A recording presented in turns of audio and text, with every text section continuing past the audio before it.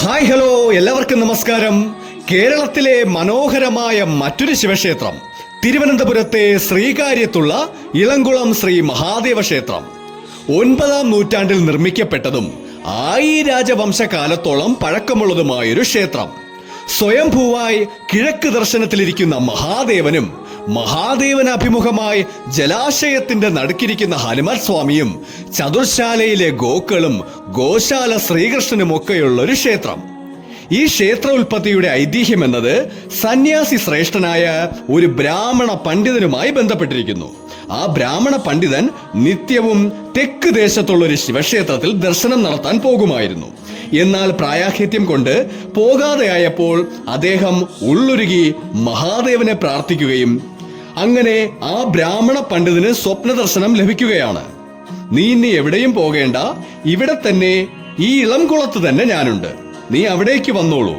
അദ്ദേഹം അവിടെ വന്ന് നോക്കിയപ്പോൾ ആ വിശാലമായ കുളത്തിന്റെ നടുക്ക് പാറയിൽ സ്വയംഭൂവായി ശിവലിംഗം ആവിർഭവിച്ചിരിക്കുന്നതാണ് അദ്ദേഹത്തിന് കാണാൻ സാധിച്ചത്. അദ്ദേഹം അവിടെ പൂജകൾ ചെയ്തു. കാലാന്തരത്തിൽ അത് ഇളംകുളം മഹാദേവ ക്ഷേത്രമായി മാറി.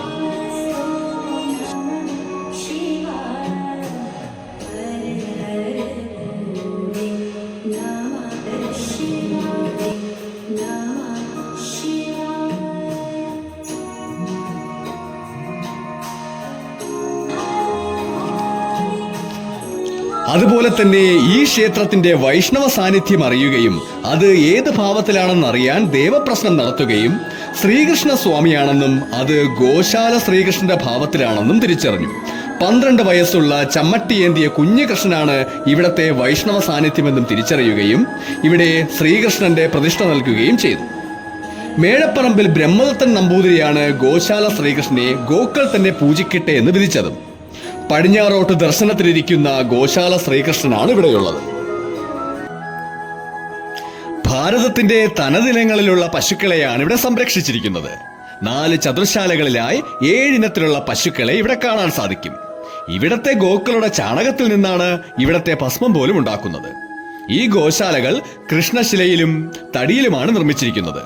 ഉത്തര കർണാടകയിലെ കൃഷ്ണ പശുക്കൾ ലോകത്തിലെ ഏറ്റവും ചെറിയ പശുവായ പൊങ്കന്നൂരിന്റെ പാൽ ഉപയോഗിച്ചാണ് തിരുപ്പതി ഭഗവാനെ അഭിഷേകം ചെയ്യുന്നത്. ഏറ്റവും വലിയ ഭാരതീയ ഇനമായ കാൻഗ്രേജ് രാജസ്ഥാനിലെ കച്ച് മേഖലയാണ് ഇവരുടെ സ്വദേശം.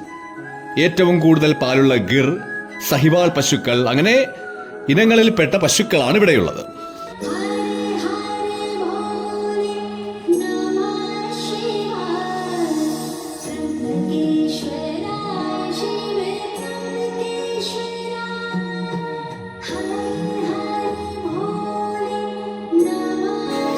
അതുപോലെ ഒറ്റ ശ്രീകോവിലിൽ ത്രിദേവി സങ്കല്പവും ഇവിടെയുണ്ട്.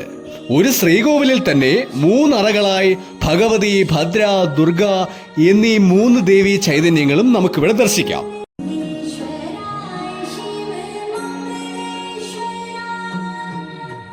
കുംഭമാസത്തിലെ തിരുവാതിരയിലെ ആറാട്ടോടു കൂടിയാണ് ഇവിടത്തെ ഉത്സവം സമാപിക്കുന്നത്.